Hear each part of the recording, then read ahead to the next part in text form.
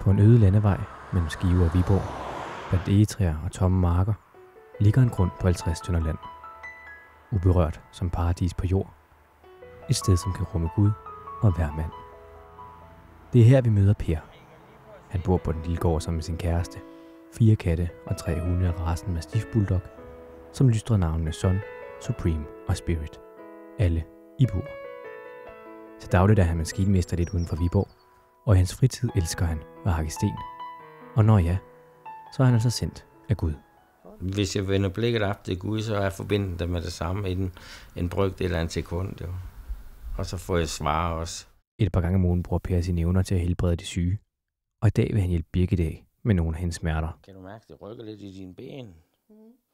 Det vil du godt mærke. Nogle gange, at nogen, der har for travlt, der skal ind på Guds vej, så kan de godt blive sat i stå, for at kan finde den vej. Ligesom Jesus Kristus, så kan jeg også godt tillade mig at sige, at jeg er vejen. Ikke også? Fordi jeg viser vejen til mennesker, men de skal så selv tage skridtene. Må jeg sætte en finger på din navle?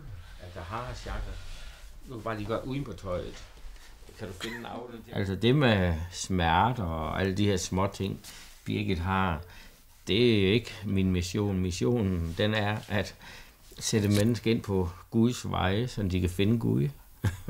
Det er min mission, og det andet, det er bare noget pjat. Og her har du Jesus Kristus til at ligge her, hvor jeg holder her. Ja. Har vi stødt på ham før, når du har været her? Det var ikke ham, der gik med hele kavaleriet op på ryggen. Vi putter ham lige ind i dit hjerte, der må han godt være inde. Må han ikke? Jo da. Ja.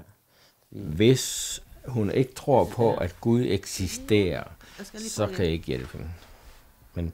Men hvis mennesken tror på, at der er noget højere end os, så kan jeg godt hjælpe dem. Vi lever på jorden, verdens dyreste land, og jeg tager 800 kroner for en behandling på 2 timer. Altid talt med Gud om prisen, og de 800 har jeg fået lov til at tage Gud. Hvad siger dit knæ, Birgit? Den siger godt, Per. Kan Per virkelig helbrede med hjælp fra Gud? Eller er det troen, der flytter bjerge? Så længe der er håb, er miraklernes tid ikke forbi.